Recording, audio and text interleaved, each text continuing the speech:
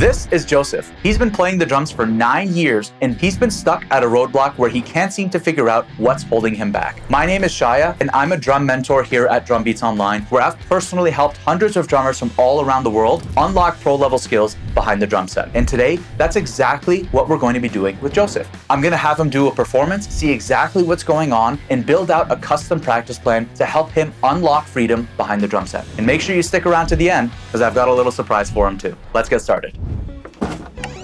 Joseph. Hello. Come on in, man. Glad to be here. How's the trip? Long, but I'm super happy to be here. Take a seat. Let's get you set up. What are you struggling with, man?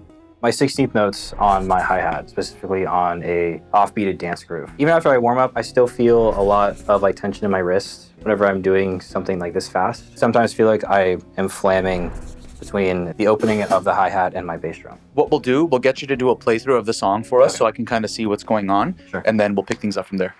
Sound good? Sounds good. Awesome. Stop. You're too loose. Okay. Tighten it up. What's happening?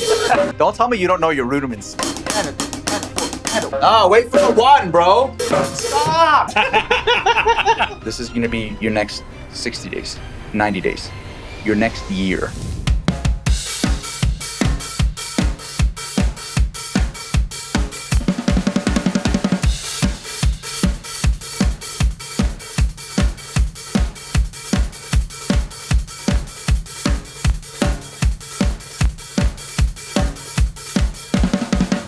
Dude, good job, man. Dude, thank you. How did that feel?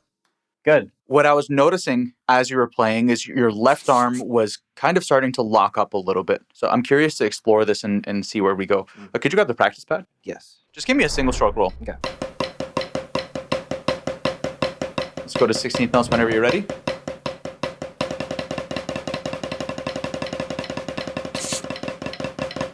Okay, pause.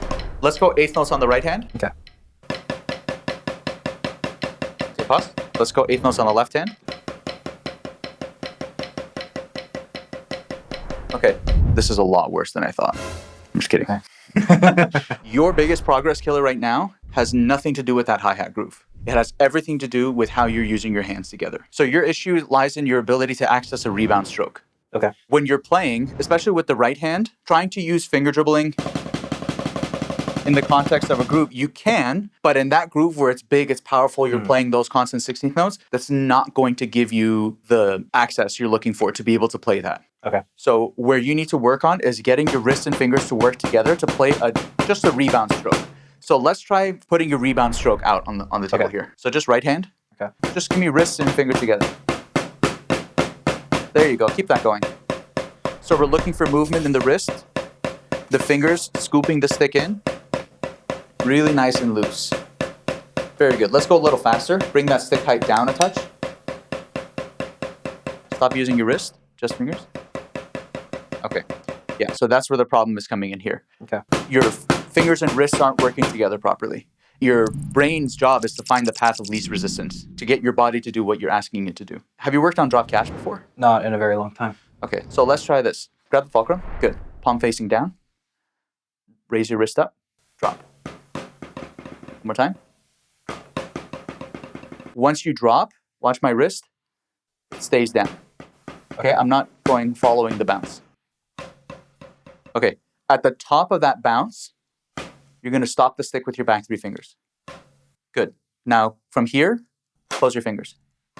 That's drop catch. Okay. We have the first stage, which is just letting the stick bounce freely without any engagement of the wrist. Once I drop, my hand doesn't move. You see that? Yeah. So that's the first step. The second step is a more pronounced first bounce. So, pop, pop, pop, pop, pop, pop. But even then, I'm not moving with the stick. I'm letting the stick bounce freely within my fulcrum. The third step is using my back 3 fingers to stop the stick at the top. Good. Where drop cash lies is your ability to get to here. Once you're here, you can go for a walk, whatever, read a book, and come back. Close it. All right? Control. This isn't sexy, is it? Not yet. Not yet. This is going to help you learn to use your wrists and fingers together, because then you're staying really loose, you're letting the wrists and fingers work together, and then you can move it around the drum set. Because you came with the problem hi-hats, 16th notes. We said, okay, let's start from the very foundations. Let's just go 8th notes on one hand. Root of the problem immediately identified. Yeah. This gives you an action plan so that you can start to work on building your capabilities. That way you can transfer all around the drum set. It's not just with that one specific application. Absolutely. Yeah. Now let's talk about the flamming issue that you were talking about. Okay. You know what tempo this is? It's LOL tempo.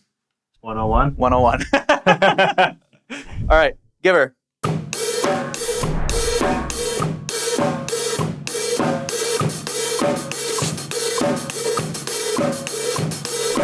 When you're playing, we want to stay relaxed, but we want to stay tight on the grid. Let's slow it down even more. Okay. 60 BPM. Okay. What's happening? Do better. That's it. You're done. Get out. All right. Joking. Wow, that's so hard. That's slow.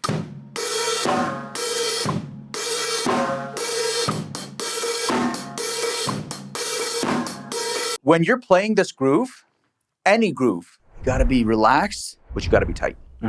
Okay. The timing in this case, when you're playing at these slower BPMs, you see the inconsistencies? Yes, definitely. That's your connection to what you're playing. So what I would have you do, start at 80 BPM, work your way down to 50. Okay. Okay. It's interesting. That's your playing. The next thing, practice your counting out loud as much as you can. If you keep it in here, you're going to blur the line. Practice the counting out loud, nice and easy, and just loop it until you get super comfortable with it. This is something that I continue to do because you're evaluating your connection to the subdivisions and how well you can access them. I want you to play a single stroke roll where you're accenting the ands. Let's go the same pattern, but you're accenting every eighth note, every and, as well as the 2 and 4. 1 and 2 and 4 and 2 and. So it's the pattern that you're playing on the hi-hat and snare because the accent is on every and, as well as the 2 and 4. So 1 E and 2 E and 3 E and 4 E and 1 and 2 E and 3 E and 4 E and. Count it out loud.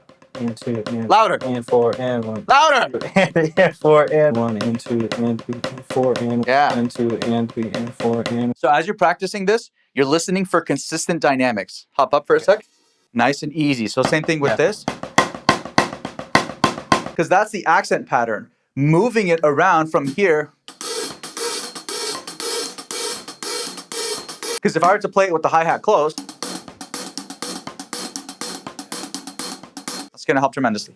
Yeah, that makes sense. What else are you struggling with, man? Incorporating the 6-stroke roll. I'm struggling using it creatively on the drum kit. Okay. So we have the click going at 86 BPM. Let's have you run just one 6-stroke roll on the practice pad. Okay. Sequential. How many notes are in a 6-stroke roll? 6. Ta-da! That's it. Go home. You won. We're done. You are the drums. 6 notes. What subdivision has 6 notes per beat? 16th note triplets. 16th note triplets. If you want to use something creatively behind the drum set, you need to know what arena you're playing in. Yeah. Right now, you're playing 16th note triplets. I can stand straight. How do you count 16th note triplets? 60 BPM, man. This is critical. It is critical. Okay, it's critical. It's critical to know that, yeah. Okay. 1 triplet, and triplet, 2 triplet, 1 triplet, and 3 triplet. triplet, and triplet, 4 triplet, and triplet. Or you can go 1 and a 1 and a 2 and a 2 and a 3 and a 3 and a 4 and a 4 and a. So, single strokes in 16th note triplets, playing and counting out loud. Okay. 1 and a 1 and a 2 and a 2 and a 3 and a 3 and a. Good. Start accenting the downbeat. 1 and a 1 and a 2 and a 2 and a 3 and a 3 and a 4 and a 4 and a. So, alternatively to counting out loud, you can vocalize the sticking pattern. So instead of 1 and a 1 and a 2 and a 2 and a 3 and a 3 and a, you can say right, left, right, left, right, left, right, left, right, left, right, left, right. It's a bit of a mouthful, but right, left, left. Your brain can have a stronger correlation to what you're asking of it. Got it. Try that out. Slow. Right, left, right, left, right, left, right, left, right, left, right, left. So now we're starting to hear the traditional accent pattern of the 6-stroke roll in 16th note triplets. Yes. But we're using a single stroke roll to establish the reference point to what that accent pattern is going to sound like. Now, let's plug in the sticking pattern of the 6-stroke roll. Okay, so the doubles. Correct. Right, left, left, right, right, left, right, left, left.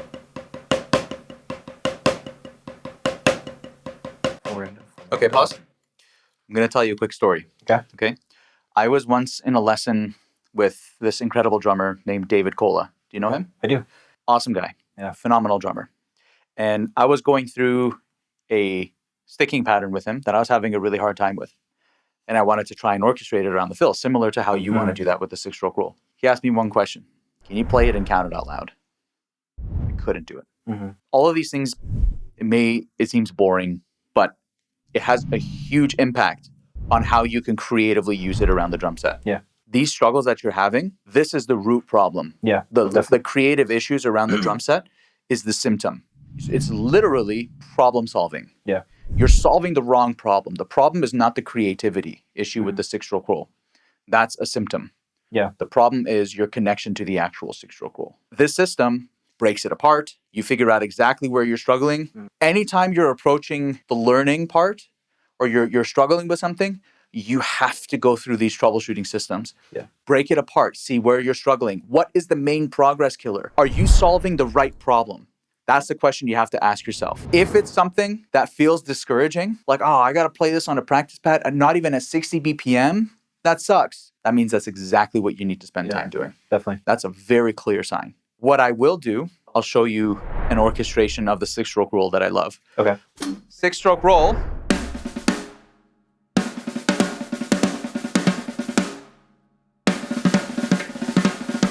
Very simply, I keep all the ghost notes on the snare drum, moving the accents around. When you're first starting with the 6-stroke roll, practice just moving the accents. So start with the 1, and then move the left hand. And then you can throw in other variations of like a right, left, left.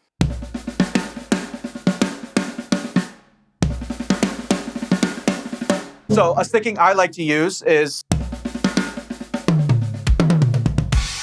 Yeah, that's cool. That's not just a 6-stroke roll though. It's a 6-stroke roll, 2 6-stroke rolls. Left, left, kick. Right, left. All in 16th note triplets.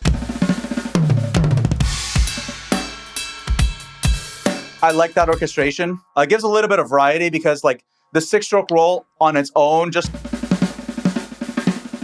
is a little bit too repetitive. Yeah. So that was one variation of just throwing in the...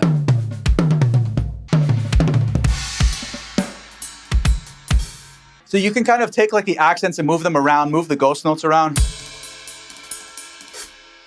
That's the 6-stroke roll with right, left, left.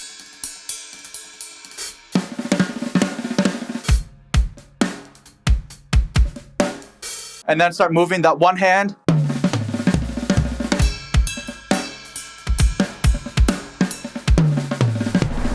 Very first thing, make sure you got it absolutely 100% locked in. Yeah. So that you can then move it around the drum set and everything.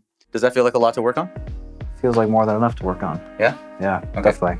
So here's the custom practice plan I made for Joseph to help him unlock freedom behind the drum set. If you want the exact plan with play along notation, then make sure you click the link in the description so you can grab it for free.